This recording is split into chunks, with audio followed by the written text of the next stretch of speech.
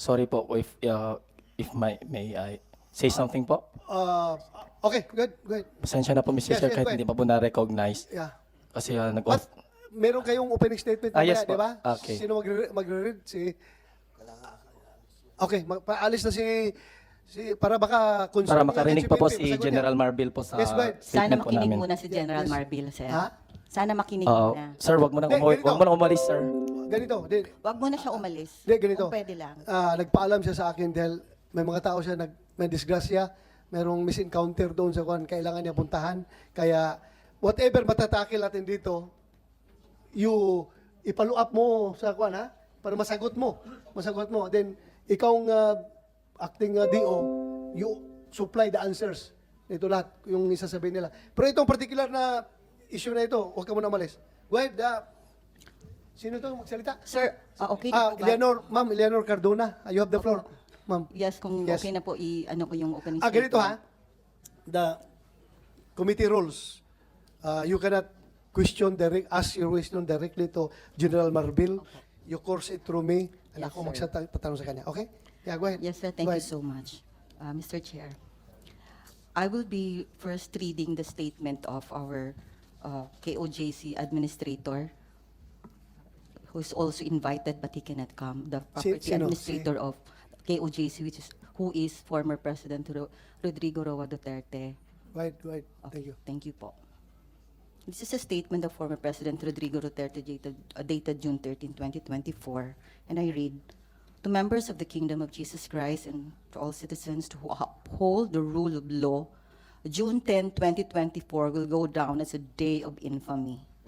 Heavily armed battalions of the Philippine National Police, Special Action Force, and the Criminal Investigation and Detection Group raided various church compounds in Barangay Buhangin and Tamayong, Davao City, Glory Mountain and Cusans Baptismal Resort, Samal Island, and the Kitbog Compound, Malungon, Sarangani Province, ostensibly in a coordinated effort to serve warrants of arrest on Pastor Apollo Kibuloy. Except for the over-publicized arrest warrants, the raiders did not present any search warrant in all of the church properties raided by the law enforcement agencies. This is a clear violation of the law. It has an overkill in any language. This act cannot go unpunished. While I am saddened to do this, given my personal and in the past official support for the police and the armed forces of the Philippines, my duties as administrator of church properties demand that I take legal and appropriate action. In line with this, I have ordered not only the preparation of affidavits of all members aggrieved and traumatized by the said unfortunate incident, but also an inventory of church properties destroyed as a consequence. It is incumbent not only upon the church but also upon officers of the law to take appropriate action, considering that the said trespass was beamed by social media all over the world and thus sent the wrong signal that this country has become a police state with no respect for the law and religious institutions. While the damage has been done, the opportunity is there to rectify the errors brought about by the trampling of basic rights in the conduct of the alleged raid by granting the reliefs and legal remedies provided by law. It is unfortunate that the obsession of this administration to demonize Pastor Kibuloy even before he could be convicted by a court of law is a clear maneuver to divert attention from the deepening crisis spawned by corruption, incompetence, and abuse of authority. Again, it is with heavy heart that I am constrained to take action against all those responsible for the coordinated but illegal raid. Notwithstanding my personal convictions, the law must be upheld. Let this be a warning and a lesson for all those who follow and implement illegal and unlawful orders, that there are grave consequences for blind obedience. Rodrigo Roa Duterte. Thank you, sir. At this time, sir, pwede Thank you, po, ma'am. Yes. I have the permission Continue. once again Yeah. to, of course, the Honorable Chairperson of the Committee on Public Order and Dangerous Drugs, Honorable Senator Bato de la Rosa, Senator Robin Hood Padilla, maraming salamat po at pinagkaloob po itong pagkakataon. And also Senator Christopher Bongo, at sa lahat po na nandito ngayon sa in this room, sa lahat ng NBI, DOJ, NAPOLCOM, DSWD, and of course the PNP, sa CHR, and all those that are here. Indeed, we're so thankful that we were given the chance to air our sentiments. On behalf of the Kingdom of Jesus Christ, let me just say this. As I have read the statement of former President Rodrigo Duterte, June 10 truly is a day of infamy for us, because it is a day that will go down in the history of this country. That day, not only one, not two, not even three, but 4 of our religious compounds, our sacred grounds, our worship places, simultaneously were brutally attacked, assaulted, not by terrorists, but sadly, by the state-ordered or sanctioned law enforcers coming from the Philippine National Police, the CIDG, and the Special Action Force of the PNP, is supposed to be the elite forces that is against terrorism. They were all in full battle gear that day. And it was done. Maybe later on we will be showing the footages of what really transpired. At sino ba yung inatake nila? They attacked the religious compounds of the Kingdom of Jesus Christ. And who were there? We were innocent civilians. Yes, there were children. There were mothers. There were grandparents, male and female, because it is our home. Tinitirhan namin yun. It is our compound. We have lived there for almost 40 years. Kaya doon kami nakatira. And as you all know, even some of you have been in our compounds. And if you know us, for 40 years that Pastor has been preaching, we were innocent civilians, disciplined, law-abiding, God-fearing. We are volunteers, missionaries. We have given our lives to serve God and the country. And we have never wronged anyone. We have been upholding the law, because that is what our beloved pastor has taught us. And on that day, we'd never expected that a horrifying incident such as that would ever happen. Why? Because they already served warrant of arrest several times. If I may read, they have already served it on April 3 in the central headquarters and in Samal, and April 4 in Prayer Mountain and the Glory Mountain, and April 10 in the central headquarters and the Prayer Mountain, the Glory Mountain, and May 3 in Prayer Mountain and Glory Mountain, and we have always entertained and let them in peacefully. We didn't have any resistance, but kami magre-resist.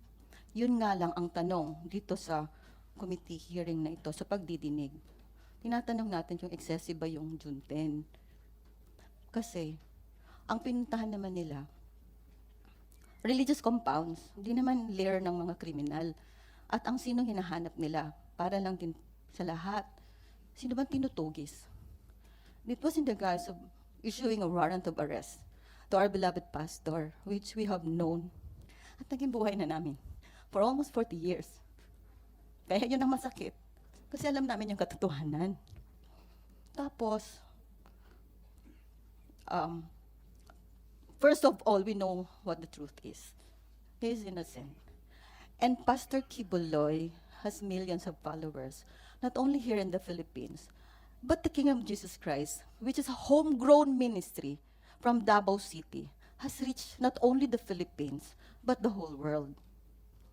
And what is painful with that, is it because he was just falsely accused yet? Is it because he is also the spiritual advisor and the friend of so many, especially the former President, Rodrigo Roa Duterte? PACQ, or Pastor Apollos C. Kibuloy, is not yet convicted in any court here in the Philippines. Allegations yun lahat. And he has always said it. He's not evading the law. Palagi niyang sinasabi yan. He's not escaping from the law. He was just asking the preservation of his life. Haharapin niya ang alleged na mga accusation sa kanya na human trafficking, rape, at ano pa man na lahat na inaakusan ninyo, which is alam namin na hindi totoo, pero sige na lang. Pero haharapin ni Pastor yan, basta nasa tamang korte. At guaranteed siya na safe ang buhay niya. Hindi siya nag-i-evade ng law, ulitin ko lang po. He's not evading the law because he has always taught us to abide by the law. And so, kailangan lang niya ng self-preservation, kailangan niya i-save yung buhay niya. Huwag lang makialam ang Amerika. Kasi, yung information nga nakakarating sa amin, hindi sila mag-extradition, but extraordinary rendition. Sinabi niya ni Pastor, huwag lang makialam ang Amerika. I-secure nyo lang yung seguridad ni Pastor. Haharapin niya lahat ng accusations niya sa korte. So ganito ang nangyari. Ilang beses sila nagbigay ng warrant of arrest para sa inosenteng tao at hindi pa convicted. Hindi siya fugitive kasi hindi siya nag-escape sa law. Sorry. Huwag yung tatawagang fugitive yung hindi nag-escape sa law. At pastor siya. Pastor namin siya. Buong buhay namin binigay na namin kay Pastor kasi alam namin yung sinusunod namin. And that June 10, I was there. We were there. And never have we felt so brutalized and terrorized on that day. Hindi kami sanay kasi we have lived peacefully. Lahat ng turo ni Pastor, pagmamahal, pagsusunod sa batas. Tapos, to our horror, we were about to pray. I was looking at my watch, it's 3:50. The silence of that morning was broken by the siren because that is our only way to inform everyone that we were already under attack. You say we are armed and dangerous. You have your body cams with you. The camera will not lie. The CCTV will not lie. We were there because we were about to pray for our devotional dawning prayer.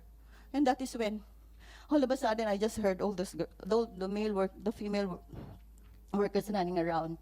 We have to protect our compound. We have to protect our property. It is our home. That is our inheritance given to us by the Almighty Father. And we worked on that by the blood, sweat, and tears of all the kingdom citizens. Yun lang ang pamamahay namin. Yun lang ang lugar namin, kaya pinoproteksyon namin. Binigay yun sa amin ng ating Panginoon Diyos. Pinangunahan ng aming mahal na pastor.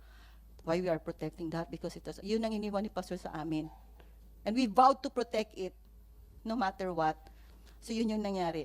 So, tanong natin, excessive ba yung lulusob ka sa banal na dako na kung walang ginagawa kundi manalangin, magpuri sa Ama, magsisimba, at wala ibang tinuturo kundi pagmamahal sa kapwa, pagsusunod sa batas, at pagmamahal sa Diyos? Excessive ba yung, for the first time in my life, I saw all those PNP personnel who were ready geared for war with all their ammunitions, yung mga baril nila na napakalaki. I did not know what to do, but the children, the women, the mga workers kasama namin sa gate. Later on, Carlo will also relate what happened that day. It only not resulted in a pain so deep that even until now, the pain is there. Hindi man namin sadyain. Alam ko trauma is matagal mag-heal. It's not only pain, trauma, but it also resulted and caused the death of 2 of our members from the Belaan tribes in Kitbog. You also May namatay? Opo, dalawa. Bakit? Anong nangyari? Because of the trade, na trauma sila, sir, kasi mga Belaan, for the longest time, napaka-peaceful na po nung sa Sarangani province. E nung madaling araw, sinugod yung bahay nila, mga bahay nila, at pinilit silang palabasin. Yung una, pinagsisipa yung mga door. Madaling araw, sir, halos mga pawid lang yung bahay nila. Tapos, yung yung matanda, may sakit na siya. Kaya medyo nasa labas na lang siya ng bahay. Pinilit talaga siyang palabasin. Labas kayo. Matanda na, sir, kasi may sakit nga. Pinalabas. Bedridden siya. Pinalabas talaga. Pinilit nila lahat, pati yung matatanda. Pinilit nilang palabasin sa bahay. Sir, hindi po yun sa compound. Nasa community po yun. Mga Bilaan yun. Ancestral domain yun. Malapit yun. Tinutulungan ni Pastor yun. Right there and then, during that activity, namatay? The next day. Hipalabas kasi siya ng madaling araw. Yung dalawa? Isa muna, ganito Isa. sir. Yung tatay, ng bedridden na may sakit. Pinalabas, pinilit palabasin, nagpamakaawa. Ginising nila ng mga baril na lalaki talaga ng mga arms nila. Pinilit nila lumabas. Yung iba, sabi nila, ang ginaw, madaling araw na sa bundok. Pinilit nila. Yung the day after that, hindi na siya kumain. Ayaw na niya. Tapos palagi niya, ang iniisip niya, baka kunin nila si Pastor. Kasi member na po sila. Naunawaan po nila yung mensahe ni Pastor. Yun yung takla, baka makuha nila si Pastor. Walang warrant of arrest. Picture lang ang pinakita. 8. Picture, kilala niyo ba to? Ganun po nangyari doon sa Kitbog. Tapos, yung asawa niya, the following din, matay yung father. That day din, yung asawa ni William, tinitimpla pa niya ng kape yung mga sundalo. Nanginginig na siya. Nanginginig siya. After a few days, na-stroke. Hindi na si Brother William nakapaglibing sa father niya kasi na-stroke yung asawa niya. Tinulungan namin dinala sa hospital. Dilim naglaon. Sir, namatay din. So, 2 yung namatay dun sa pamilya na yon. Tinulungan namin hanggang ngayon. Just yung may bata doon. Kasi, naano siya, siguro hindi lang talaga kaya i-process ng utak niya. Parang natuliro. Naloko pag may makikita siyang drone, binabato niya. Pag may makikita silang naka-uniform, natatakot sila. Kahit even, wala, sir, nasira yung bait. Hindi talaga, hanggang ngayon pinapagamot namin. Hanggang ngayon, ano namin. Tapos yung sa Glory Mountain naman, may mga footages naman, sir. Yung sinabi nila na nakipaglaban dahil may bolos. Natural, kasi bundok yun. Glory Mountain yun. After ng prayer, nagpa-farm sila, nag-garden sila. So, dala-dala nila yung pang-farm. Bigla na, ang sinabi nila, ibababa kasi papamedico legal, yung 6 with minors pa. Pero pagdating doon sa Kalinan Police Station, nagtaka na lang yung guardian, pinasuot na sila ng orange. Kinunan sila ng mugshot. Sir, mga innocent yun kasi mga ano din yun, nasa tribo din yun. Tinutulungan lang ni Pastor doon sa bundok. Ganun po. Hindi man lang binasahan ng Miranda rights or what. Ganun lang. Pero Ilan yun? Ilan? 6 po. 6. Opo. Marami pa. 6 lang lahat. Kinasuhan. Opo. Pinasuot ng orange. Nasaan sila ngayon? Nasaan sila ngayon? Nandun pa rin po sa Glory Mountain, pero nandito po yung witness, kasama po namin. Nakapag nag-post sila ng bail? Paano sila So, nirelease? Ordinary filing lang po yun. Tapos nirelease din lang po sila, sir, nung hapon. Okay. Anong kaso nila, attorney? Anong kinaso? Obstruction of justice daw. Obstruction of justice ang final nila. Ng Kasi? PNP. Kasi Talaga nag-obstruct sila na hindi makapasok ang pulis? Ganun ginawa nila? allegedly po, yun ang allegation ng Philippine National Police. Actually, 8 po yung dinala. And then, nung na-realize nila na minors pala yung 2, pinakawalan. And then later, pagdating dun sa police station, pinaila na sila ng kaso po. Sila pala lahat, yung 8 pinaila ng kaso ultimately. Oo. At least regular filing, hindi in-inquest. In fairness, regular filing. Regular filing. Thank you. Please continue, ma'am. Okay, so more or less that's what happened last June 10. And hindi lang kasi kung excessive yung pinag-uusapan, hindi lang naman kasi galing sa Region 10 yung lumusob. 10, 11, 12, 13. So, I think yun na, sinabi na pinagplanuhan, pinag-isipan. At yung nangyari doon ng June 10. Kaya, hinihiling lang po namin sa mga honorable natin ng mga malaki po yung respeto namin sa mga police in men in uniform. Pastor has so much high regard for the men in uniform, and we have supported the military and the police ever since. Hinihiling lang namin ang patas na pagdinig at ang maliwanag na yun lang katotohanan at katuwiran po ang mananaig. Maraming salamat po. Thank you. Thank you, ma'am. Attorney Torion, you have the floor. Assalamualaikum warahmatullahi wabarakatuh. Ladies and gentlemen of this August Committee, to the Honorable Chair, Senator Ronald Bato de la Rosa, Senator Robin Hood Padilla, Senator Christopher Bongo, maayong buntag kanatong tanan. Peace and blessings to all of us. This is a critical Senate investigation, knowing that June 10, 2024 is considered as a day of infamy, not only for the church members of the Kingdom of Jesus Christ, but for many innocent civilians who were brutalized, traumatized, and lost their loved ones to the callous personnel of PNP, SAF, CIDG, coming from 4 different regional operational groups, who without proper justification, legal basis, nor adherence to due process, forcibly broke into their sacred places and homes, purportedly to serve warrants of arrest to Pastor ACQ Apollo C. Kibuloy and his co-accused. We are talking about innocent civilian men, women, and children who suffered excessive force and brutality in the hands of the police. That day will forever be etched in the members of the KOJC's memories as a harrowing tragedy demonstrating a grave misuse and abuse of power perpetrated by the very ones who ought to protect us, the ones who swore to serve and protect. This is a crucial Senate investigation, and so we thank you, Honorable Committee Chairman and members, for giving us this precious time.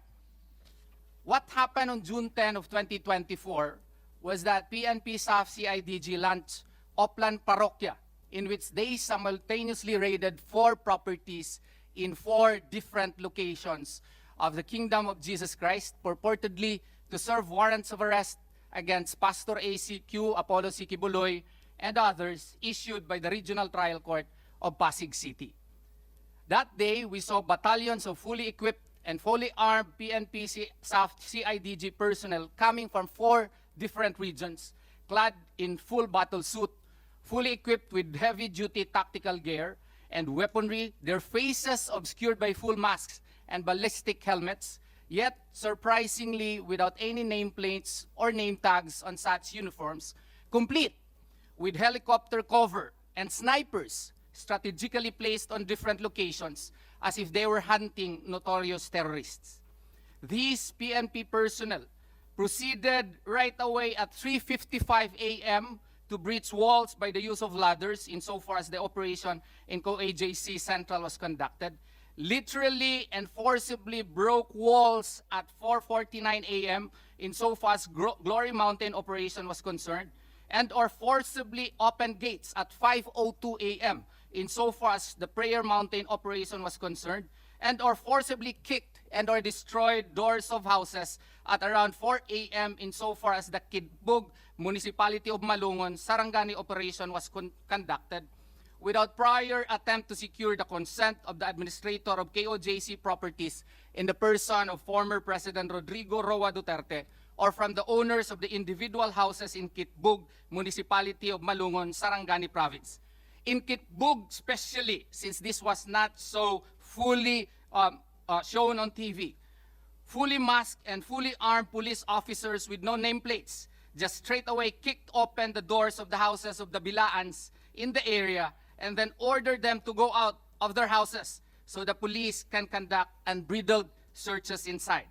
As a consequence, many Bilaans were traumatized. 2 died, the proximate cause or immediate cause being the illegal raid conducted on June 10 of 2024. What is our position? The position of KOJC unequivocally condemns the use of excessive force by the PNP during the said operation. The actions taken by the police on that day were disproportionate and unwarranted, resulting in undue harm and distress to KOJC community as a whole and to each of KOJC members, most especially to those who died, injured, illegally detained, and harassed on that fateful day.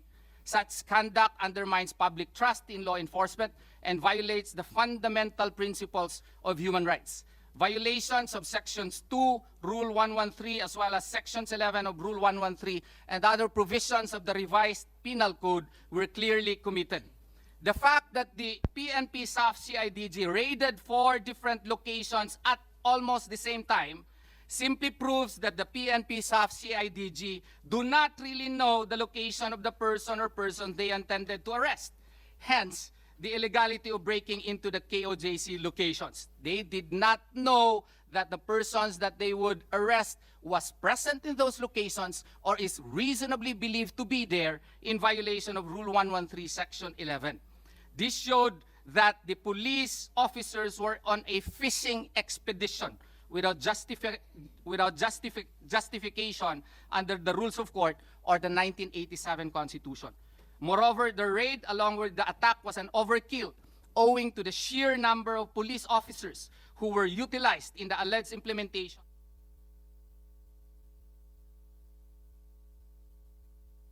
Police officers last June 10, 2024 were actually previously returned already to the RTC Pasig City as evidenced by the court order dated June 7 of 2024 recognizing the return of the said warrant of arrest. Per Administrative Circular 7-92 of the Supreme Court, the police should have secured an alias warrant of arrest, but this was not done. What is our hope to be achieved in this Senate investigation? We hope and pray that there shall be adoption of strict measures concerning the enforcement of warrants of arrest. We advocate for the mandatory use of nameplates by law enforcement officers, the disclosure of their identities, and the strict enforcement of body-worn cameras during operations. Furthermore, we urge, sirs, for the criminalization of violations of these rules to ensure accountability.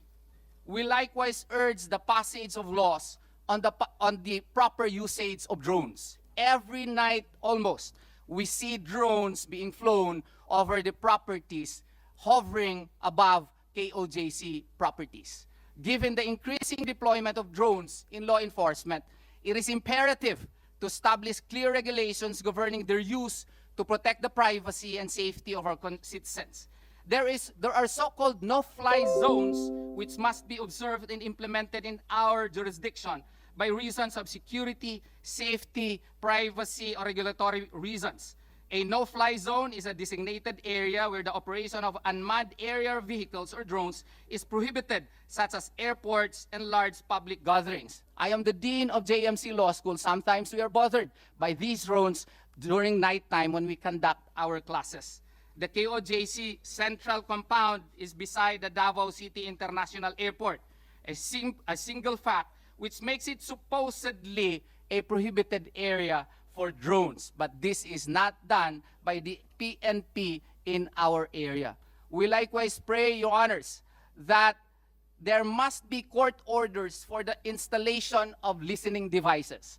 We have reasons to believe that even our I love yous to our wives and our secret conversations in our phones are being listened to. So we advocate for strengthening Republic Act 4200 or the Anti-Wiretapping Act by requiring court orders for the installation of listening devices similar to the Anti-Terrorism Act, so that such will safeguard civil liberties which we so cherish, Your Honors. We likewise pray that a domestic law shall be passed recognizing schools and churches as no-force zones. There is already sufficient basis within the international legal framework as well as our own local legal framework which recognizes schools and churches as no-force zones, but we believe that there is yet no domestic law which clearly define such and providing for penalties if the same is violated. What is needed now, therefore, Your Honors, is for the Senate to bolster these policies and principles through proper legislation which explicitly prohibits, to the greatest extent practicable, the conduct of police operations such as service of warrants and those that require the use of force within or around schools, churches, and like institutions, thereby protecting these sensitive locations from hostilities and upholding their sanctity and respect to the rights and dignity of every person. Establishing no-force zones around schools and churches will protect these sacred and educational spaces from the violence and trauma associated with law enforcement operations. We pray that these be acted, Your Honors. Thank you for the opportunity that you have given us this morning. Thank you, Attorney Israelito Torion. Can you give us a copy of your opening statement? So We already, Meron na? yes, Your Honor. Kumsek, we have already a copy of that. Yes. Okay. Thank you. Yes, including Thank you. copies of all affidavits, Your Honor. And we are ready with a video to be played so that the people will really know the extent of the violations committed by the PNP in this case, Your Yeah, Honor. yeah, but before you play that, I just would like to, short